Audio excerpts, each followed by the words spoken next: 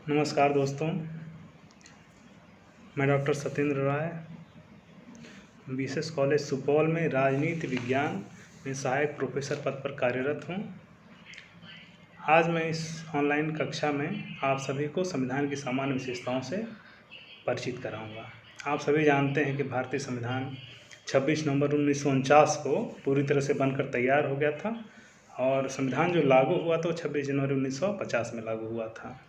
तो आते हैं इसकी विशेषताओं की तरफ। जो सबसे पहली और सबसे प्रमुख विशेषता है, आपको स्क्रीन पर दिख रहा होगा, भारत का संविधान सबसे लंबा लिखित संविधान है। यदि मूल संविधान को देखा जाए तो मूल संविधान में कुल 22 भाग, 395 अनुच्छेद और 8 अनुसूचियाँ थीं। बाद में विभिन्न संशोधनों द्वारा अनुसूचियों की संख्या में वृद्धि की गई, जैसे 9वीं अनुसूची, 10वीं, 11वीं, 12वीं 4 अनुसूची बाद में डाली गई। 9वीं अनुसूची भूमि सुधार से संबंधित अधिनियमों को सुरक्षित करने के लिए डाला गया था। 10वीं अनुसूची दल बदल, 11वीं पंचायती राज, 12वीं नगर पालिका। इसके अलावा जो दूसरी विशेषता है वह है कि भारतीय संविधान विविध स्रोतों से ग्रहित संविधान है। कई बार इस विशेषता के लिए भारतीय संविधान को कहा जाता है कि भारतीय संविधान उधार का संविधान है, लेकिन ऐसा नहीं है।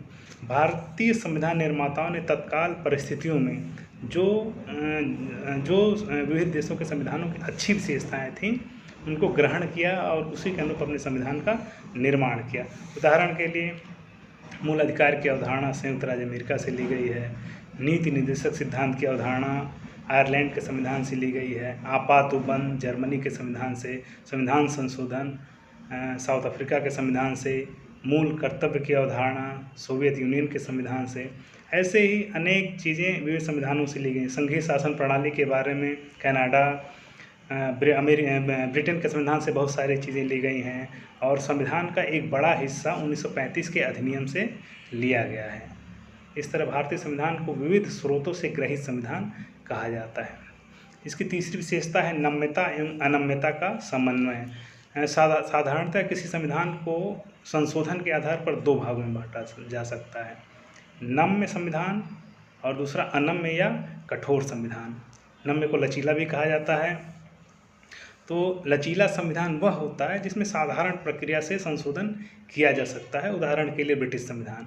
कठोर संविधान वह होता है जिसमें संशोधन के लिए विशेष प्रक्रिया अपनाई जाती है। उदाहरण के लिए आपको स्क्रीन पर दिख रहा होगा कि भारतीय संविधान में संशोधन के लिए विशेष बहुमत की आवश्यकता होती है। विशेष बहुमत क्या होता है? दोनों सदन में उपस्थित और मतदान में भाग लेने वाले सदस्यों का 2/3 बहुमत और प्रत्येक सदन में कुल सदस्यों का बहुमत, और कई मामलों में राज्यों के अनुमोदन की भी आवश्यकता होती है। तो ये होता है कठोर संविधान की विशेषता। और जो नम्य संविधान या लचीले संविधान की विशेषता होती है कि उसमें संशोधन के लिए विशेष बहुमत की आवश्यकता नहीं होती है, बल्कि राज्य जो होते हैं सामान्य बहुमत से पारित करके संशोधन कर सकते हैं। यदि भारतीय संविधान को देखा जाए तो भारतीय संविधान में ये दोनों विशेषताएं पाई जाती हैं। जबकि अमेरिकी संविधान को देखा जाए तो पूरी तरह से कठोर संविधान है, ब्रिटिश संविधान को देखा जाए तो वो एक लचीला संविधान है।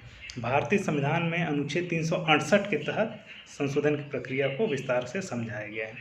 इसकी अगली विशेषता है कि एकात्मकता की ओर झुकाव के साथ संघीय व्यवस्था। भारतीय संविधान एक संघात्मक शासन है। संघात्मक शासन का तात्पर्य ये होता है कि जो शक्तियाँ होती हैं, शासन की शक्तियाँ होती हैं, वो संविधान द्वारा राज्य और केंद्र में बांट दी जाती हैं। इस प्रकार एक साथ 2 सरकारों का अस्तित्व होता है। दोनों ही शक्तियाँ जो होती हैं वो संविधान से प्राप्त करती हैं और शक्तियों का विभाजन होता है, लिखित संविधान होता है, संविधान सर्वोच्च होता है, स्वतंत्र न्यायपालिका होती है, द्विसदनीय व्यवस्था होती है। यह एक संघीय संविधान की विशेषता है और भारतीय संविधान में पाई जाती हैं। लेकिन कई मामलों में भारतीय संविधान जो है वो एकात्मकता की ओर झुका हुआ है। उदाहरण के लिए केंद्र को शक्तिशाली बनाया गया है, एकल नागरिकता की व्यवस्था की गई है, केंद्र द्वारा अपने प्रतिनिधि के रूप में राज्य में राज्यपाल की व्यवस्था की गई है। आपातकालीन प्रावधान को विस्तृत रूप से भारतीय संविधान में सम्मिलित किया गया है और कभी भी ऐसी परिस्थिति उत्पन्न होती है कि शासन जो व्यवस्था का संचालन है वो संविधान के प्रावधानों के अनुरूप नहीं चल रहा है किसी राज्य का या किसी क्षेत्र का, तो संघ सरकार को या राष्ट्रपति को अधिकार है कि संबंधित क्षेत्र में आपातकाल लगा सकते हैं और इस प्रकार उस क्षेत्र का शासन व्यवस्था केंद्र के अधीन आ जाता है। तो इस प्रकार ये स्पष्ट होता है कि मतलब ये संविधान की एकात्मक विशेषता को परिलक्षित करता है। अगली विशेषता है भारत में शासन की संसदीय प्रणाली अपनाई गई। संसदीय शासन प्रणाली का विपरीत रूप है अध्यक्षीय शासन प्रणाली। अमेरिका में अध्यक्षीय शासन प्रणाली को अपनाया गया है। भारत ने अपने शासन व्यवस्था के अंतर्गत संसदीय शासन प्रणाली को अपनाया है। संसदीय शासन प्रणाली में कार्यपालिका और विधायिका दोनों का विलय होता है। विधायिका के सदस्यों में से ही कार्यपालिका के सदस्यों का चुनाव होता है। किसी मंत्री को मंत्री पद पर बने रहने के लिए विधायिका का सदस्य बनना ही पड़ता है। यद्यपि संविधान द्वारा यह छूट दी गई है कि आप 6 महीना तक बिना संसद सदस्य रहे या विधानसभा सदस्य रहे मंत्री पद पर रह सकते हैं, लेकिन 6 माह के बाद आपको विधायिका का सदस्य बनना ही होगा। और कभी भी यदि कार्यपालिका विधायिका का विश्वास खो देती है तो कार्यपालिका को अपने पद से त्यागपत्र देना पड़ेगा। अगली विशेषता है संसदीय संप्रभुता एवं न्यायिक सर्वोच्चता में समन्वय। अगर हम ब्रिटिश शासन प्रणाली को देखें तो वहाँ संसद को सर्वोच्च बनाया गया, संसद को बहुत ही शक्तिशाली बनाया गया। अमेरिकी संविधान में देखा है तो अमेरिकी संविधान में न्यायपालिका को बहुत शक्तिशाली बनाया गया, लेकिन भारतीय संविधान में चेक एंड बैलेंस की पद्धति अपनाई गई है। न्यायपालिका और संसद दोनों एक दूसरे को नियंत्रित करती हैं। दोनों अपने अपने क्षेत्र में इतना शक्तिशाली नहीं होती हैं कि एक दूसरे पर अभिभावी हो जाएं। यह विशेषता भारतीय लोकतांत्रिक प्रणाली के अनुरूप है। अगली विशेषता एकीकृत व स्वतंत्र न्यायपालिका।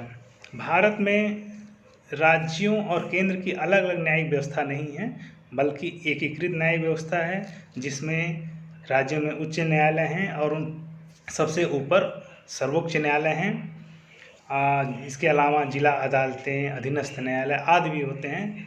और राज्यों की अपनी अपनी न्यायिक व्यवस्था जो पूरी तरह से अलग नहीं है, बल्कि वो एकीकृत है, जिसमें सबसे ऊपर सर्वोच्च न्यायालय होता है। इसके अलावा न्यायपालिका को स्वतंत्र बनाया गया है। न्यायपालिका के कार्यकाल की सुरक्षा है, उनकी सेवा शर्तों की सुरक्षा है, उनके वेतन भत्ते भारत की संचित निधि से दिए जाते हैं। विधायिका द्वारा न्यायाधीशों की कामकाज पर चर्चा पर रोक है। भारतीय संविधान की अगली विशेषता जो बहुत ही महत्वपूर्ण विशेषता वह है मौलिक अधिकार। भारतीय संविधान में मौलिक अधिकारों की अवधारणा अमेरिकी संविधान से ली गई है और भारतीय संविधान में मौलिक अधिकारों को बहुत ही विस्तृत रूप से सम्मिलित किया गया है। भारतीय संविधान में प्रारंभ में कुल 7 मौलिक अधिकार थे। बाद में 44वें संविधान संशोधन 1978 द्वारा संपत्ति के अधिकार को मौलिक अधिकारों की श्रेणी से निकालकर उसे विधिक अधिकार में डाल दिया गया। वर्तमान में भारतीय संविधान में कुल 6 मौलिक अधिकार हैं, जैसा कि स्क्रीन पर दिख रहा होगा। समानता का अधिकार अनुच्छेद 14 से 18, स्वतंत्रता का अधिकार 19 से 22, शोषण के विरुद्ध अधिकार अनुच्छेद 23 से 24, धार्मिक स्वतंत्रता का अधिकार अनुच्छेद 25 से 28, सांस्कृतिक व शिक्षा संबंधी अधिकार अनुच्छेद 29-30, संवैधानिक उपचारों का अधिकार अनुच्छेद 32। मूल अधिकारों की विस्तार से चर्चा किसी अन्य वीडियो में की जाएगी। फिलहाल आपके लिए इतना ही काफ़ी है कि वर्तमान में भारतीय संविधान में कुल 6 मौलिक अधिकार हैं। इन मौलिक अधिकारों का संरक्षक न्यायपालिका होती है। अगर कभी भी मौलिक अधिकारों को छीना जाता है तो अनुच्छेद 32 के तहत एक व्यक्ति को अधिकार है कि वो सुप्रीम कोर्ट में जा सकता है और अनुच्छेद 226 के तहत उसे अधिकार है कि अपने मौलिक अधिकारों के संरक्षण हेतु उच्च न्यायालय में जा सकता है और न्यायालय उसे अनुतोष प्रदान करेगा। इसके बाद भारतीय संविधान की अगली विशेषता है राज्य के नीति निर्देशक तत्व। इसकी अवधारणा आयरलैंड के संविधान से ली गई है। नीति निर्देशक सिद्धांत भी एक तरह से कुछ अधिकार हैं व्यक्तियों के लिए, लेकिन इन्हें न्याय योग्य नहीं बनाया गया है, क्योंकि जब भारतीय संविधान लागू हुआ था तो भारत की ऐसी स्थिति नहीं थी कि नीति निर्देशक सिद्धांतों में जिन जिन बातों का उल्लेख किया गया है, जिन जिन अधिकारों को प्रदान किया गया है, उन्हें देना राज्य के लिए तुरंत संभव हो। तो यह राज्यों की इच्छा पर छोड़ दिया गया कि जैसे जैसे आप सक्षम होंगे वैसे वैसे अपने नीतियों में, अपने कार्यों में इन सिद्धांतों को लागू करेंगे। नीति निर्देशक सिद्धांतों की अवधारणा भारतीय संविधान के भाग 4 में दी गई है और इन्हें अनुच्छेद 36 से 51 मूल अधिकारों के तत्काल बाद नीति निर्देशक सिद्धांतों को भारतीय संविधान में सम्मिलित किया गया है। भारतीय संविधान की अगली विशेषता है मौलिक कर्तव्य। मौलिक कर्तव्य भारत के मूल संविधान में सम्मिलित नहीं था। इसे 42वें संविधान संशोधन 1976 द्वारा भारतीय संविधान में सम्मिलित किया गया। इसकी अवधारणा सोवियत संघ के संविधान से ली गई है और इसको संविधान में सम्मिलित किए जाने की जो सिफारिश की थी वह सरदार स्वर्ण सिंह समिति बनी थी, उसने सिफारिश किया था। भारतीय संविधान में मौलिक कर्तव्यों को नीति निर्देशक सिद्धांतों के तत्काल बाद संविधान के भाग 4A अनुच्छेद 51 क में सम्मिलित किया गया है। प्रारंभ में कुल 10 मौलिक अधिकार थे, वर्तमान में मौलिक कर्तव्य प्रारंभ में कुल 10 मौलिक कर्तव्य थे, वर्तमान में मौलिक कर्तव्यों की संख्या 11 कर दी गई है। 11वां मौलिक कर्तव्य 2002 के 86वें संविधान संशोधन द्वारा जोड़ा गया, जिसमें माता पिता का कर्तव्य यह बताया गया कि 6 से 14 साल तक के बच्चों को शिक्षा प्रदान करें। आज इतना ही, अगली विशेषताओं को अगली क्लास में पढ़ाया जाएगा। नमस्कार।